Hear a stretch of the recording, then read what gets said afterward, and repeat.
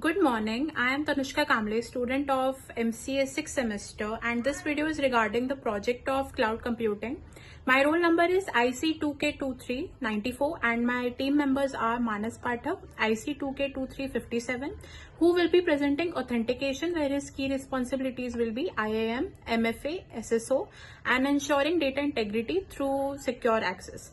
Prakhar Pancholi, IC2K2366, who will be presenting data privacy and data security in context of cloud, their importance and comparison of Facebook and Cambridge Analytic data and scandal.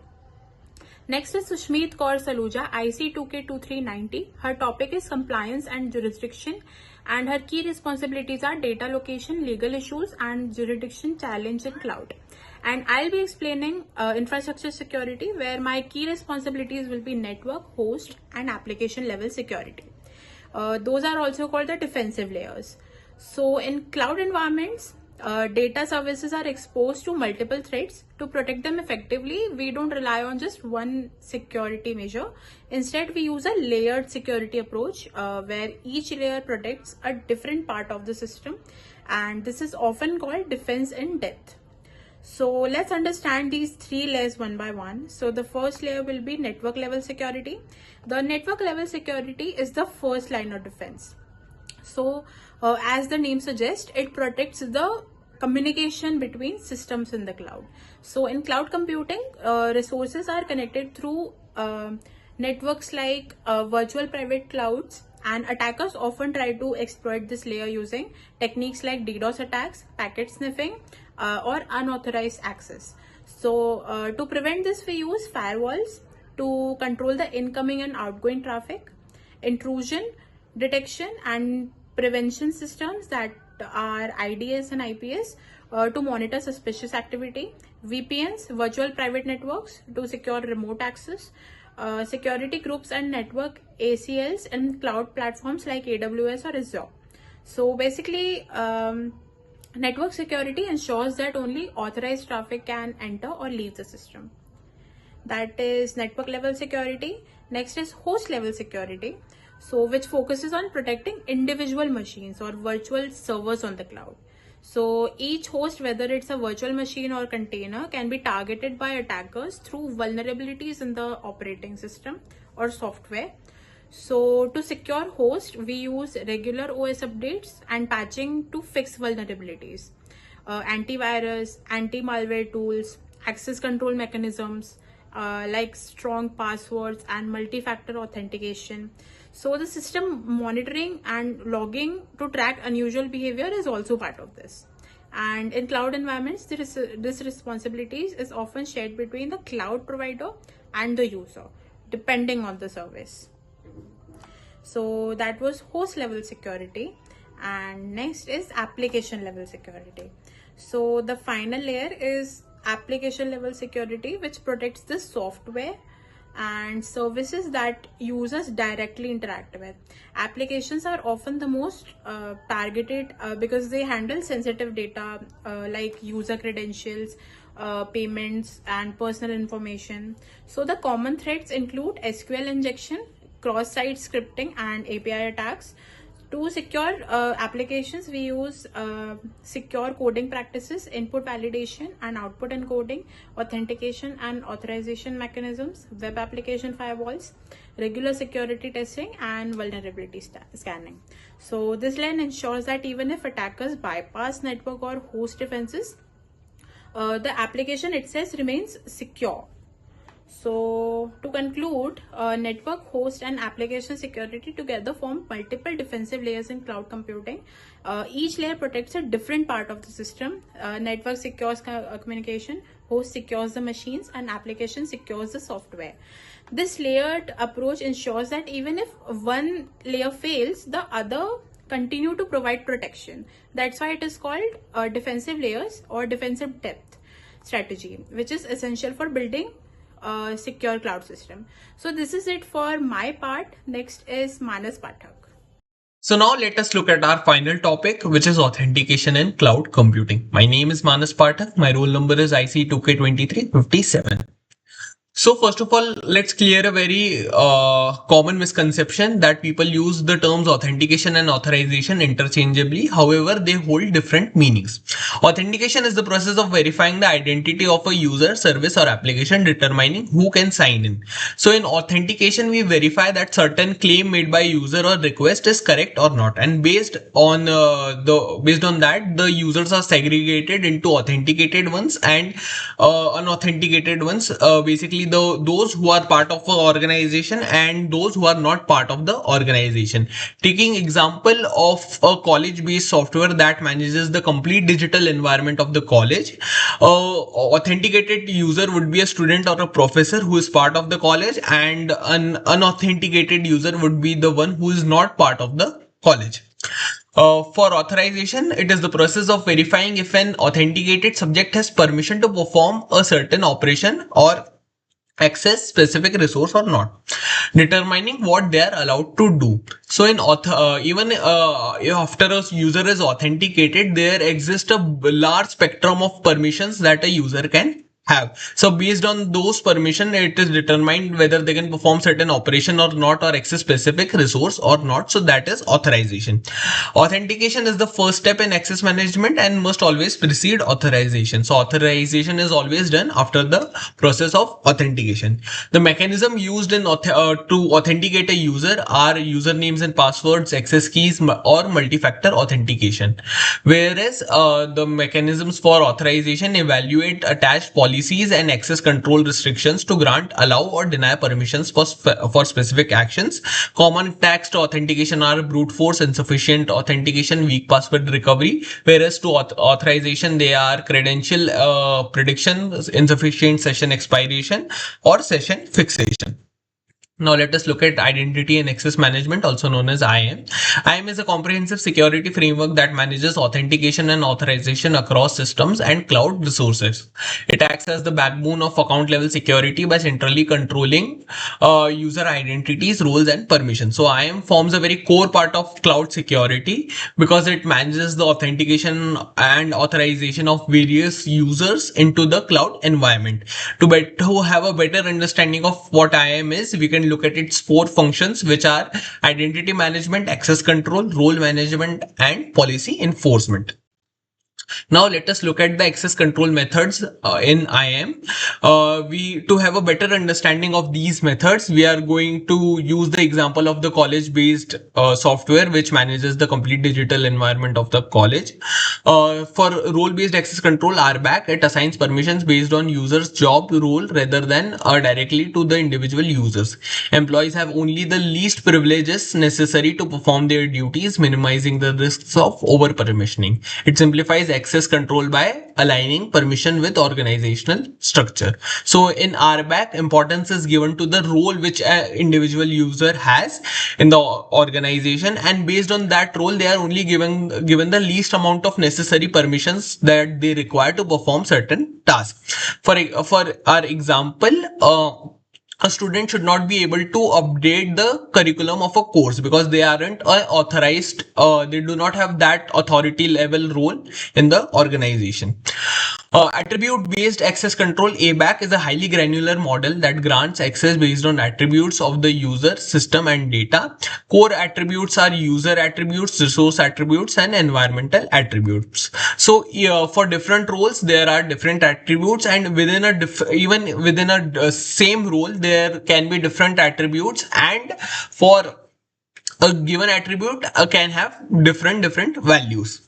So based on that, attribute based access control works. For example, taking a user attribute as example, for that, even if two users are identified as professors, so even if they both are professor, they may teach separate departments. So the user attribute department would have different values for them. So professor of one department should not be able to update the curriculum of another department. So that is what attribute based access control is. And then there are also attributes suggest that are connected to different files or data, which are resource attributes. And then there are also environment attributes, the attributes of an environment, which could be IP address or the type of device which is requesting the data, or time of the day at which data is being requested. Then we have policy based access control, which is PBAC, a dynamic model that determines access by evaluating real time request against overarching business rules. PBAC takes attributes defined in ABAC and rules defined in RBAC and wraps them in human readable centralized business logic enforceable globally across an entire architecture. So policy based access control is a dynamic combination of ABAC and RBAC, and it analyzes the request to access a data, and it analyzes all the requests in terms and context of the policy of the organization. For example, if for in our example, if that college software is used to mark attendance of the students, a professor can't update the attendance outside of the working hours of the college, so they can't update the attendance at midnight. So this is what policy based access control is. Then we have authentication factors. Authentication factors are categorized into three primary types based on the nature of credential used to verify a user's identity. So there are several different types of credentials that can be used to authenticate a user, and based on the credential we are using, there are three types of authentication factors. First is the knowledge factor, which is what you know. So it relies on the information that only a certain user would have about themselves, which could be password based authentication such as username, password, or PIN. So this is the knowledge factor. Then we have possession factor, which is what you have, that a user possesses a specific physical item or a token that only they have. This could include ID cards, badges, smart cards, a device capable of generating or receiving one-time password or OTP. Then when we have inherence factor, which provides highest level of security because it relies on the unique biological or behavioral characteristic of each individual. So since these biological or behavioral characteristics are not very easy to replicate, it provides a good highest level of the security among the three authentication factors. Its examples can be fingerprint recognition, facial recognition, retinal scans, hand geometry, and voice recognition. Now let us look at some popularly used authentication mechanisms. The first is two-factor authentication. It requires exactly two different verification methods to confirm identity, ensuring your account remains secure even if your password is stolen. So it combines the the factors we just discussed. It combines any two of them to ensure to authenticate a user. For example, I'm sure most of people have two-factor authentication on for their Google account. So it combines your password along with a OTP. Then multi-factor authentication, which by the name suggests, it is a superset of two-factor authentication. It requires two or more independent verification factors, often combining password, physical tokens, and biometrics to provide highly secure layered protection against advanced cyber attacks. So basically in multi-factor authentication, layers of factors for authenticating a user are added, and these layers are basically combination of these three factors that we just discussed. Then we have single sign-on. SSO allows a user to securely log in just once to access multiple different applications, eliminating the need to constantly re-enter credentials and reducing password fatigue. So in single sign-on, you just have to enter your password. You have to authenticate yourself once, and then you are allowed to access large amount of applications in the environment. However, the concerns about the security in single sign-on are debatable. It significantly reduces password fatigue because user is not required to enter its password again and again. Then we have time-based OTP, which is a temporary dynamic passcode generated using a shared secret code established between the system and the user during initial setup, valid only for a short window of time. So in time-based OTP, there is a by shared secret, we actually mean a mathematical key or seed which defines the rules for generating OTP for the server and the user device.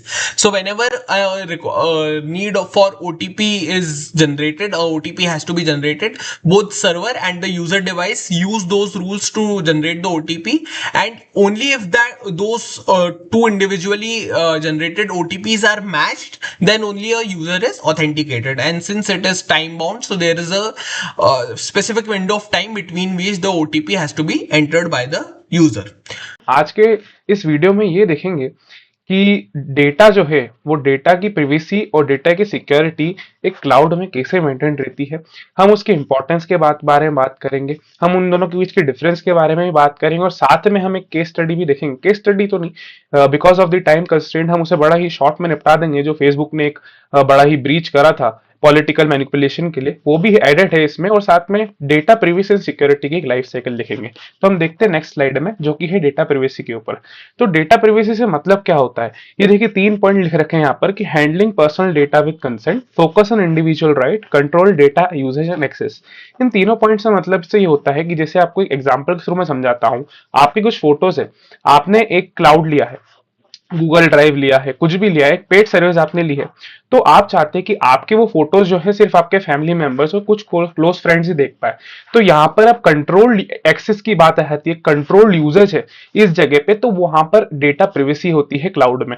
वो आपका data जो है private है, आपका data हर कोई unauthorized user access नहीं कर सकता। और इसकी इंपॉर्टेंस क्या है वो हम पढ़ते हैं। सबसे पहली बात है ऑथोराइज एक्सेस यूज, जो कि मैंने आपको बताया कि आपका एक डेटा है, आपके फोटोज है, आपको चाहते हैं कि आपके रिलेटिव या फिर आपके फैमिली मेंबर्स ही एक्सेस कर पाए, तो वो डेटा प्रिवेसी के अंदर आता है। फिर प्रोटेक्ट पर्सनल इंफॉर्मेशन को आपको डालनी है, तो वो भी डेटा प्रिवेसी के प्रोटेक्ट में आएगा। उसके रिगार्डिंग एक्ट भी है एक इंडिया में, अब उसको मैं डिफरेंस में बताऊंगा आपको। Ensures legal compliance, legal compliance का मतलब ये होता है किसी ने आपका डेटा जो है मतलब जानबूझ के आपका डेटा प्रिवेसी को इन्वाइट करने की कोशिश करी, तो उस पर कुछ आपकी लीगल जुरिसडिक्शन में जो भी चीज आती सकती है उसके ऊपर आप मतलब कुछ भी केस फेस जो भी इच्छा आपकी कर सकते हैं। फिर उसका गिव्स यूजर कंट्रोल, आपके डेटा के ऊपर आपको कंट्रोल मिलता है कि ये मेरा डेटा है, मैं चाहूंगा तो इतने यूजर के साथ शेयर करूंगा, वरना इतने यूजर के साथ नहीं शेयर करूंगा, वो मेरे पास ही रहेगा। तो ये डेटा प्रिवेसी के अंदर आता है। थर्ड स्लाइड पे हम आते हैं, तो ये क्या बोलती है, डेटा सिक्योरिटी। डेटा सिक्योरिटी का मतलब क्या होता है कि वो जो डेटा है हमने जो क्लाउड पर डाला है वो किस तरीके से सिक्योर हो रहा है, वो डेटा सिक्योरिटी के अंदर आता है। अब इसमें क्या होता है कि डेटा सिक्योरिटी हम इसको ऐसे देखते हैं कि आपका जो डेटा है वो कैसे मतलब सिक्योर हो रहा है, वो कैसे आपको अनऑथोराइज लोगों से आपको बचा रहा है, मतलब कितनी फायरवॉल से उस पर आपका कोई मतलब आपका जो डेटा है वो हैक तो नहीं होने वाला। जैसे बड़ी बड़ी कंपनीज रहती है, बड़ी बड़ी कंपनीज के डेटाबेस रहते हैं, तो उसमें क्या होता है, जैसे अमेजोन का एग्जांपल ले लेते हैं। अमेजोन का मान लीजिए कि डेटाबेस इतना डेटाबेस जो डेटा प्रोटेक्शन है वो इतनी वल्नरेबल है कि कोई भी हैकर आके उससे हमारा डेटा रिट्रीव कर सकता है। तो ये अमेजोन पे एक बहुत बड़ा मतलब एलिगेशंस लग सकते हैं इस चीज पे। तो डेटा की सिक्योरिटी भी उतनी ही जरूरी, बहुत ज्यादा जरूरी चीज है कि आपने डेटा लिया है, उस डेटा को बहुत ही सिक्योरली आप एक जगह पुट कर पा रहे हैं और वहां पर कोई भी अनऑथराइज यूजर्स कोई बैड इंटेंशंस के साथ आपका उस डेटा को यूज नहीं कर सकता। तो ये डेटा सिक्योरिटी के अंदर आता है। ये डेफिनेशन में आता है, process protects data from unauthorized access, जो कि मैंने बताया कोई भी दूसरा इंसान आपकी परमिशन के बिना वो डेटा एक्सेस नहीं कर सकता, है ना। Ensure data safety and reliability, data की जो सेफ्टी है वो बड़ी इंश्योर्ड रहती है। यहाँ पर आपको ऐसा नहीं रहता कि आपने डेटा डाल दिया है तो क्लाउड प्रोवाइडर ने आपको ये बोल दिया आपका डेटा आप जानो, ऐसा नहीं है। वो भी आपको एक सिक्योरिटी प्रोवाइड करेगा उस डेटा के against. Importance of data prevents breaches, जैसे मैंने कंपनी का एग्जांपल लिया था। प्रोटेक्ट्स वैल्यूएबल डेटा, आपका वैल्यूएबल डेटा प्रोटेक्ट करता है। हम अमेजोन में हमारी कॉन्फिडेंशियल चीजें डालते हैं। Ensure security, secure usage, secure usage से मतलब है कि आपका जो डिलीवरी एड्रेस है वो आपके साथ, कंपनी के साथ और डिलीवरी बॉय के साथ, ऐसा तो है नहीं कि आपका डिलीवरी एड्रेस पूरे अमेजोन के बिलबोर्ड पे लग रहा है कि इस प्रखर Pancholi has order shoes and it will be delivered on dash location, ऐसा तो है नहीं। तो वो एक इंश्योर सिक्योर यूजेस होता है उस डेटा का, ठीक है। नेक्स्ट स्लाइड में आते हैं, हम बात करेंगे इनके डिफरेंसेस की। प्रिवेसी, डेटा प्रिवेसी और डेटा सिक्योरिटी में डिफरेंस क्या होता है। पहला पॉइंट है what data and why, how data is protected. What data and why, जो मैंने आपको एग्जांपल लिया था इन द सेकंड स्लाइड की, हमारा कोई डेटा है, हम उसे प्राइवेट रखना चाहते हैं, हम उसे फैमिली मेंबर के साथ, फ्रेंड के साथ शेयर करना चाहते हैं, तो वो व्हाट डेटा मतलब किस टाइप का डेटा और कौन उसको यूजेस कर पाएगा वो, और फिर वो जो डेटा है वो कैसे प्रोटेक्ट होता है, वो डेटा सिक्योरिटी में आता है। तो first difference is that. Second आता है कंट्रोल यूजेस कंट्रोल, मतलब वही वापस एग्जांपल में रिपीट करो कि आपने बोल लिया कि आपने देखा होगा जनरली कि जैसे हम नोटबुक एलएम जब यूज करते हैं या फिर हम ड्राइव यूज करते हैं, तो उसमें क्या आता है ऑप्शन कि आप इसको एज अ व्यूअर एक्सेस देना चाहते हैं कि एज एडिटर एक्सेस देना चाहते हैं। तो आपने मान लीजिए कि आपका कोई दोस्त है, आप दोनों की साथ में क्लाउड स्टोरेज है, आप चाहते हैं कि आपके कॉलेज के फ्रेंड सर्कल का जितना भी सब फोटो उसमें आ जाए, तो आप क्या करेंगे कि जितने भी कॉलेज वाले दोस्त थे उनको एज अ एडिटर और एज अ व्यूअर की आप वो दे देंगे परमिशन, ताकि वो उसमें अपना डेटा डाल सके और वही उसे देख सके, कोई दूसरा बंदा आके देख नहीं सके, कोई दूसरा भी पर्सन उस डेटा को आके देख नहीं सके। अब इसमें क्या होता है, डेटा सिक्योरिटी में यूजेस टूल्स एंड पॉलिसीज, कुछ पॉलिसीज होती है डेटा सिक्योरिटी से रिलेटेड जो कि हमें फॉलो करनी होती ताकि हमारा डेटा जो है सिक्योर रहे। अब जो मैं आपको बता रहा था एक्ट के बारे में, DPDPA, digital personal data protection act, ऐसा यूरोपियन यूनियन में भी होता है। और ये डीपीडीपीए एक ऐसा एक्ट है जो कि इंश्योर करता है इंडियन सिटीजन का जो डेटा है वो सिक्योर रहे। और इसमें बहुत हैवी पेनल्टीज होती है, मतलब penalties up to hundreds of crore होती है अगर किसी का डेटा कॉम्प्रोमाइज हो जाता है। फिर ये पीसीआई डीएसएस क्या होता है, payment card industry data security standard, जो भी हम आपने देखा होगा अमेजोन पे जाते हैं हम और जो भी है हम परचेज करते हैं चीजों को, तो वो परचेज जो होती है ना उसमें यही टेक्नोलॉजी बेसिकली यूज होती है उस क्लाउड में। कि जो जैसे कि मान लीजिए कोई हमारा वो है, एक कस्टमर है हमारे एडब्ल्यूएस के पास पहुंचे कि हमें कि मतलब एक वेबसाइट हमें होस्ट करनी है, तो एडब्ल्यूएस क्या करेगा, उसको पीसीआई डीएसएस इंटीग्रेटेड वेबसाइट देगा कि आपका ये वेबसाइट है तो इसमें कोई सिक्योरिटी इशू नहीं आएंगे। कोई भी मतलब कस्टमर आपके जो है प्रोडक्ट खरीदना चाहते हो तो ऑनलाइन पेमेंट के टाइम पे। हम नेक्स्ट स्लाइड पे आते हैं। एक रियल वर्ल्ड एग्जांपल जो फेसबुक कैम्ब्रिज एनालिटिका ने करा था, एक्सपोज करा था बेसिकली। तो फेसबुक ने मतलब ऐसा करा था कि 2014 में एक पॉलिटिकली मैनिपुलेट करने के लिए लोगों को डेटा लिया था, और वो भी उनकी अथॉरिटी के बगैर, उनकी परमिशन के बगैर उनका डेटा जो है लिया था ताकि एक पार्टी को जो है पॉलिटिकल एडवांटेज मिल सके। तो ये बहुत बड़ा ही स्कैम जो है एक्सपोज हुआ था। किसने एक्सपोज करा था, तो फेसबुक एंड कैम्ब्रिज एनालिटिका ने। ये एक टाइप की कमिटी है ना, तो ये कमिटी ने एक्सपोज करा था और इसने इस पे कुछ $5 बिलियन का जो है या उस पे फाइन लगा था फेसबुक पे।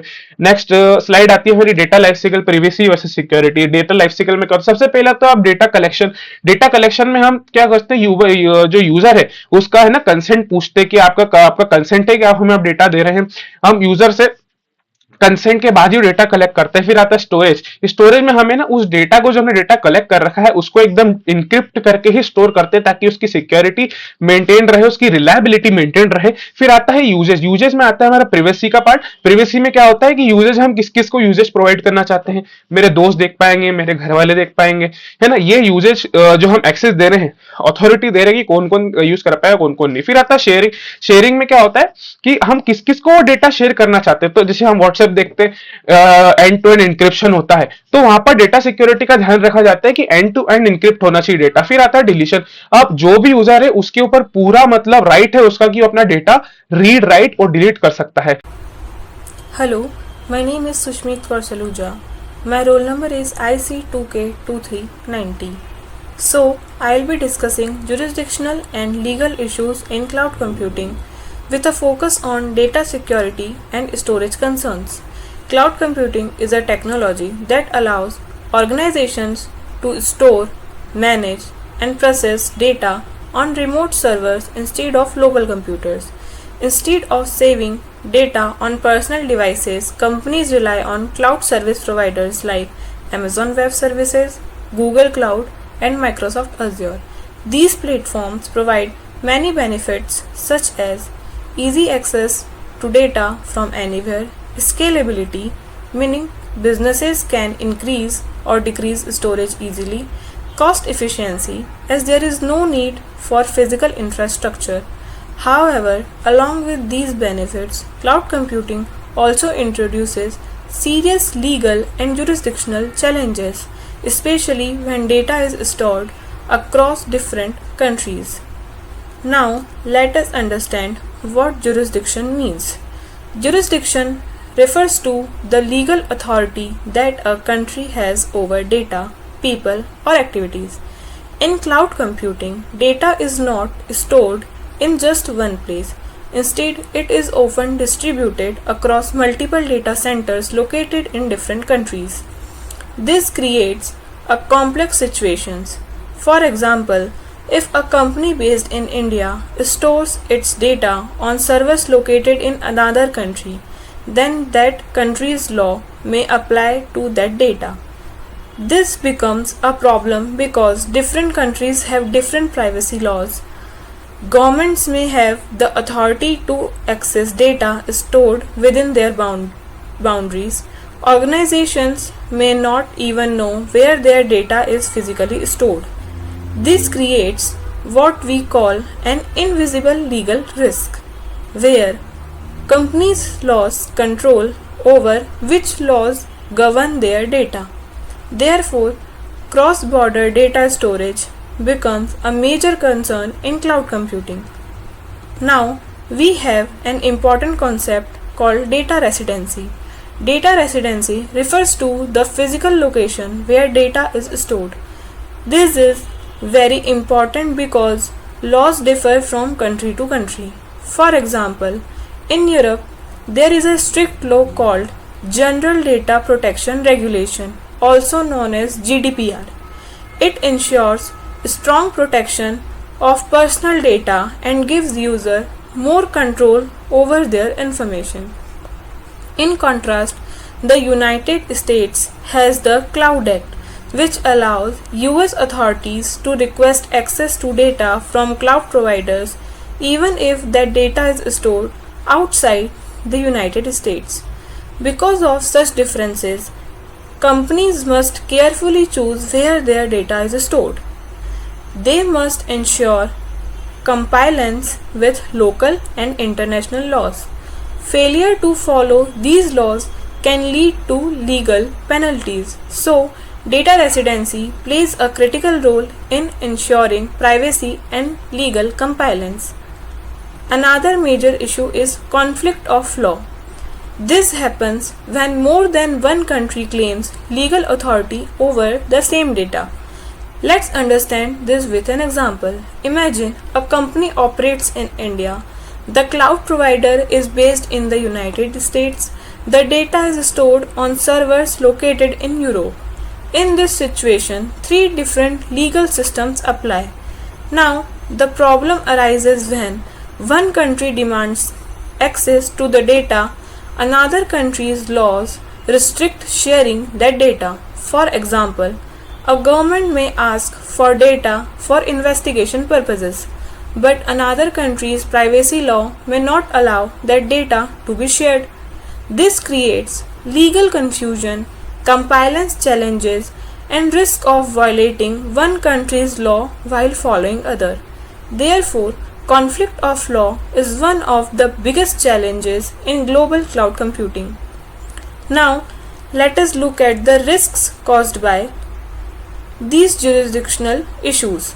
First, data privacy risk. Sensitive user data may be accessed by foreign governments under their laws. Second, legal compliance challenges.